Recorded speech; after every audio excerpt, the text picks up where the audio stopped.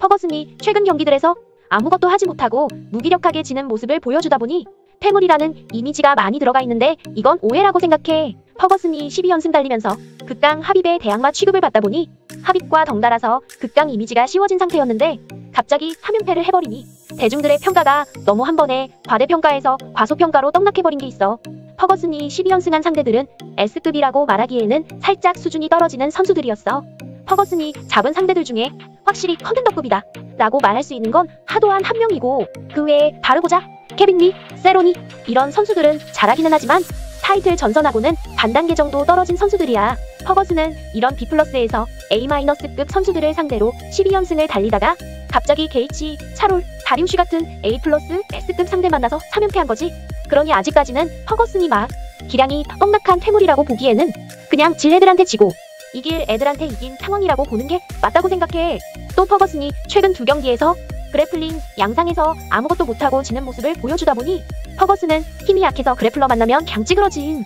퍼거슨은 챈들러의 완력 감당 못하고 내동댕이 쳐질 거임 이라는 의견들도 많이 보이던데, 이런 논리가 말이 안 되는 게, 만약 퍼거슨이 레슬러를 못 이기는 스타일이었으면 어떻게 하빕의 대항마 취급을 받았겠어?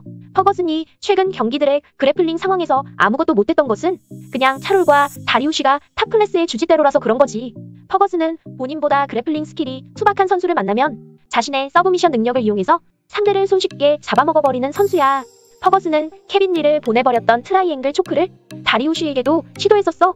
일단 트라이앵글 그립을 만들기 위해서는 두 가지 조건이 필요해. 첫째는 상대의 팔 하나는 다리 사이에, 또 다른 팔 하나는 다리 밖으로 나간 상태로 만드는 것이고, 두 번째는 자신의 두 다리를 꼬아서 그립을 완성시키는 거야.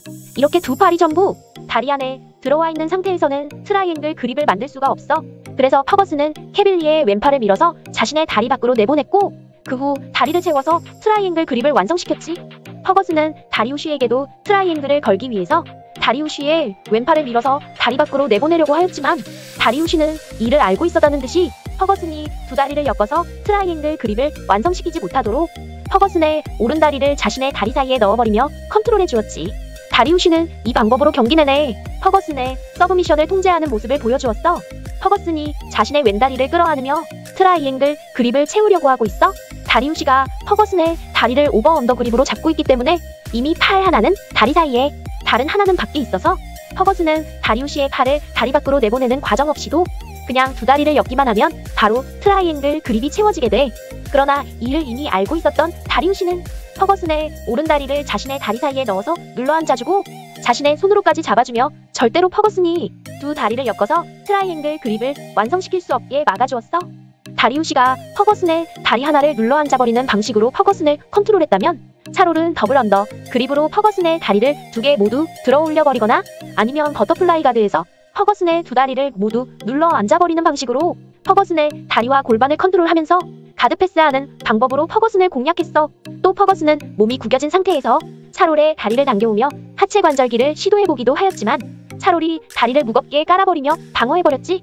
이처럼 퍼거슨이 차롤과 다리우시에게 무기력해 보였던 이유는 그냥 차롤과 다리우시가 퍼거슨의 서브미션을 완벽하게 통제할 정도로 뛰어난 그래플러라서 그랬던 거지. 퍼거슨이 레슬러한테 약해서 그런 건 아니라고 생각해. 그렇기에 챈들러 정도의 그래플러가 퍼거슨에게 그래플링 싸움을 걸어온다면 퍼거슨은 오히려 고맙다는 듯이 챈들러를 잡아먹어버릴 거고, 유행녀는 이걸 챈들러 본인도 알고 있을 거라고 보기 때문에 챈들러가 퍼거슨에게 테이크다운을 하는 일은 없을 거라고 봐. 그렇다면 결국 경기는 타격전으로 흘러갈 텐데, 챈들러가 2.0 스마트 게이지가 보여준 것처럼 슬기롭고 지혜롭게 퍼거슨을 요리할 수 있느냐? 그것도 아닐 것 같단 말이지. 그럼 결국 챈들러가 할 수 있는 건 양손에 핵폭탄 들고 퍼거슨한테 뛰어드는 것밖에 없는데, 챈들러가 퍼거슨에게 빅샷을 맞춰서 큰 데미지를 준다 하더라도 퍼거슨은 구르고 하면서 위기를 잘 벗어날 것 같아. 그래서 최종적으로 예상을 해보자면 1라운드를 퍼거슨이 잘 넘기고 2라운드부터는 퍼거슨 특유의 자유자재의 스탠스에서 변칙적으로 날리는 엘보우와 장신에서 나오는 기다란 잽과 킥을 통한 무한 전진 압박을 챈들러가 감당해내지 못하고 퍼거슨이 이길 확률이 80%. 퍼거슨이 이제껏 경기들만 가지고는 퇴물이라고 볼 수 없지만 퍼거슨이 나이가 많은 건 사실이고 1년 만에 복귀하는 거다 보니 그 1년 동안에 퇴물이 되어서 돌아올 수 있는 변수가 있고, 또 챈들러의 핵폭탄 주먹은 누구에게나 위협적이기 때문에 1라운드에 챈들러가 퍼거슨 머리에 핵폭탄 주먹 명중시켜서 퍼거슨 기절시켜버리고 이길 확률 20%라고 생각해. 암튼 그래서 구독과 좋아요는 눌러줄 거지?